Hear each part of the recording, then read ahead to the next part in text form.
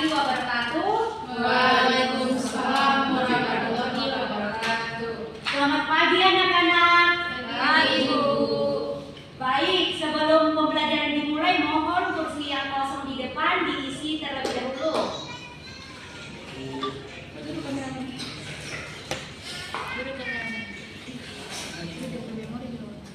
Baik, Ibu akan bertanya bagaimana kabar kalian hari ini anak-anak? Baik. Jadi hari ini siapa yang tidak hadir? Rizka. Rizka kenapa ya? Barangkali Ibu. Hanya Rizka saja?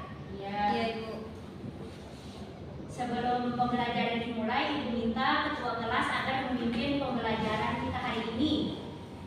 Ketua kelas, Teman-teman, sebelum kita mulai pembelajaran, mari kita berdoa menurut agama dan diri kita masing-masing. Berdoa dimulai. Berdoa selesai.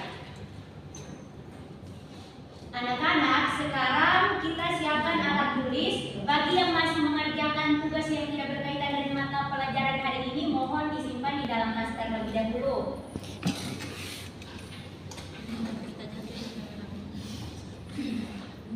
Hari ini kita akan mempelajari tentang dinamika penduduk. Jadi ada yang tahu apa itu dinamika penduduk? Tidak, Ibu. Baik, jadi dinamika penduduk adalah kondisi di saat struktur penduduk, jumlah dan persebarannya terjadi akibat proses demografi, yaitu kelahiran atau natalitas, kematian atau mortalitas, dan perpindahan penduduk atau migrasi. Dinamika penduduk juga merupakan perubahan keadaan penduduk. Perubahan tersebut baik secara kualitas dan kuantitas dipengaruhi oleh beberapa hal. Dinamika atau perubahan lebih cenderung pada perkembangan jumlah penduduk suatu negara atau wilayah tersebut. Adapun faktor yang mempengaruhi dinamika penduduk yang pertama yaitu kelahiran atau natalitas, yang mana bertambahnya jumlah penduduk karena bayi yang lahir. Semakin banyak bayi yang lahir, semakin cepat pertumbuhan penduduk.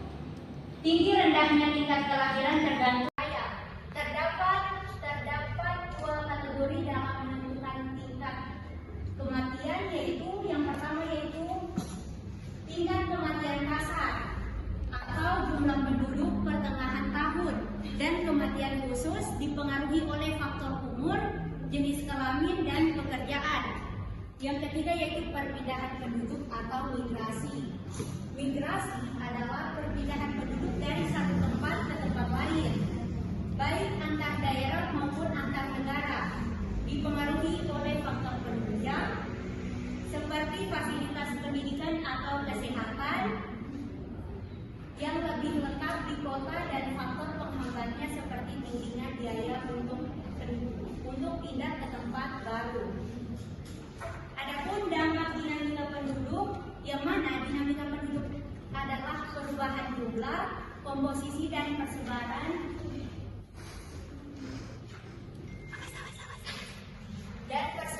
penduduk yang dipengaruhi oleh faktor kelahiran atau natalitas, kematian atau mortalitas, dan perpindahan penduduk dan perpindahan atau migrasi.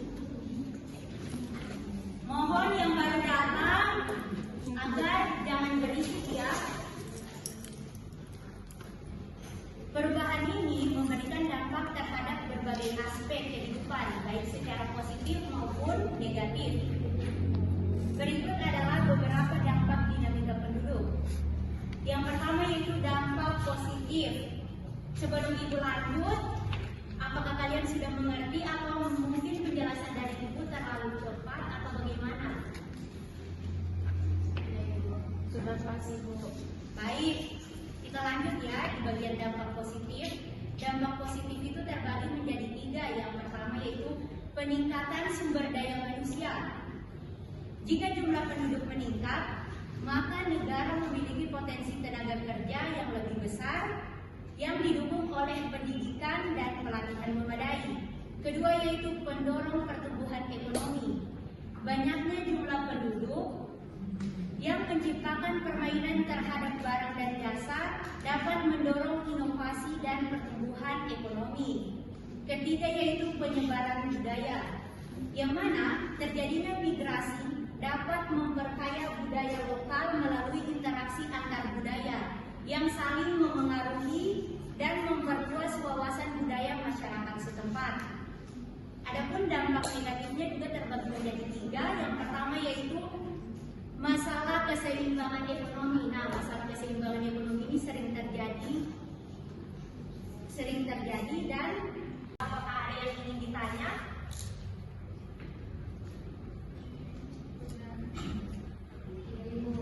Baik, jika tidak ada yang bertanya, Ibu akan memberikan kalian tugas. Tugasnya dikerjakan secara berkelompok. Yang sebelah kiri adalah kelompok 1 dan sebelah kanan adalah kelompok 2. Jadi mohon kumpul secara berkelompok ya.